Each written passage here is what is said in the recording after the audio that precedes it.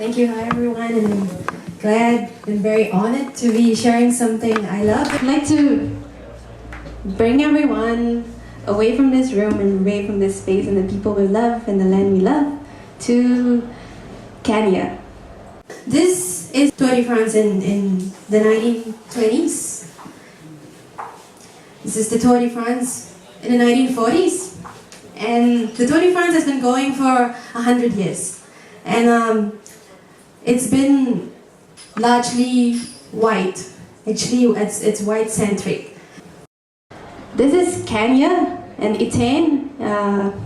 This is the land of marathon runners. A land where their dream is to beat a world record. And indeed, if you walk in this village, every day you're going to meet someone who holds a record for short distance, middle distance, something, 95% out of 100.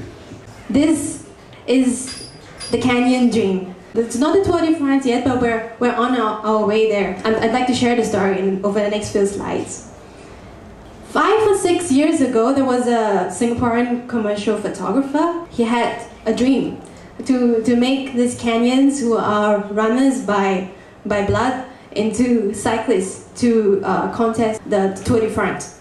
5 years ago, after he saw on Singapore television, a second-time marathon winner, Amos Matui, win the Singapore Marathon, and he went to Amos Matui and he said, I have to follow you to where you come from. On the day he met Amos Matui, he went to Kenya. He found this incredible Silicon Valley of physical prowess. Everyone runs and everyone's barefooted and they're drug-free. Drugs aren't accessible, and the only way they know how to do it is through real hard work and effort. This first Singaporean commercial photographer started a cycling camp out of like 100 running camps, like right in the middle, started a cycling camp. And he said the idea is simple. Like, for so many years, Kenyans are going from point A to point B on the foot. So, I'm just going to introduce the bike as an engine, as an interface, and they're going to make it.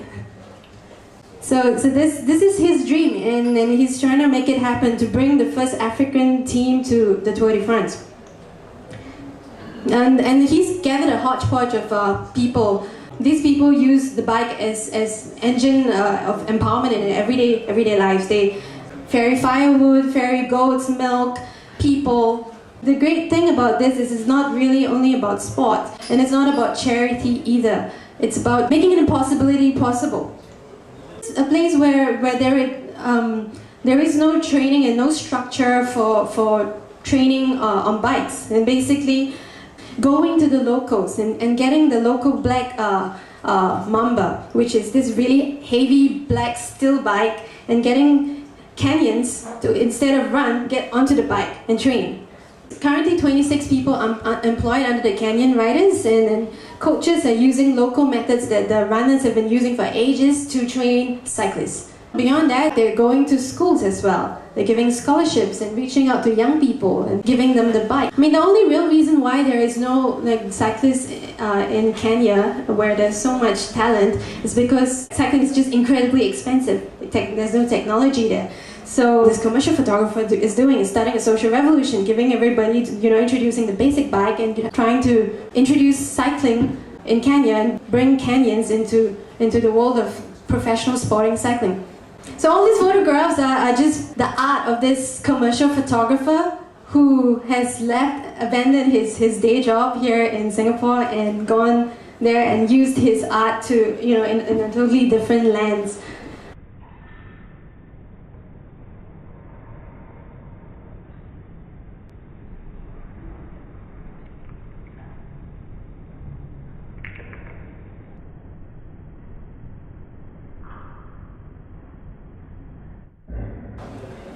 And then they're doing very well. Like in 2008, there was this cyclist, Zakoya, who completed the 4th best when he climbed the Alpe d'Huez, and he was just 15% behind Lance Armstrong, who is now reputation in shreds. It's really a selling point that the Kenyans have in this cycling scene. And in 2011, they went to the largest amateur races in France, which uses similar route as the Tour de France. and they completed 13th place out of 9,000 cyclists. 9,000 cyclists. This year in July, they finished second place in the whole route out of 30 teams. Second place, and the only reason why they couldn't, win first was because all their runners, had been training only for 5 years, and all the other professional cyclists have been training for an entire life. So this is the Canyon Dream, and Arthack.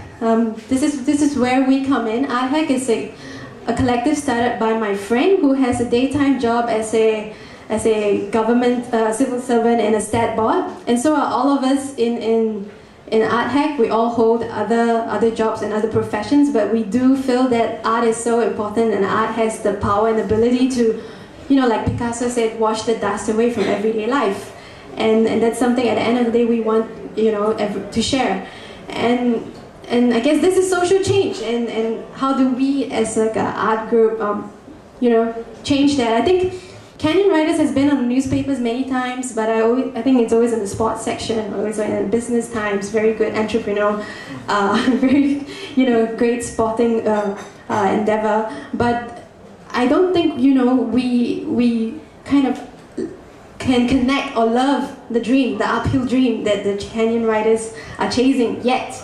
And this is where our project comes in. So we've decided to use the democratic form of a postcard, and to share the spirit of chasing the uphill dream. To share your uphill dream on this postcard and send it to someone you love, and to hold you to it, because dreams are meant to be lived. That's really all I want to say. Like the page canyonriders.com. If you like, tag your picture and tag the Canyon Riders, and help them bring their dream to your social networks. That said, I really think talking about it person to person is also important. Thank you.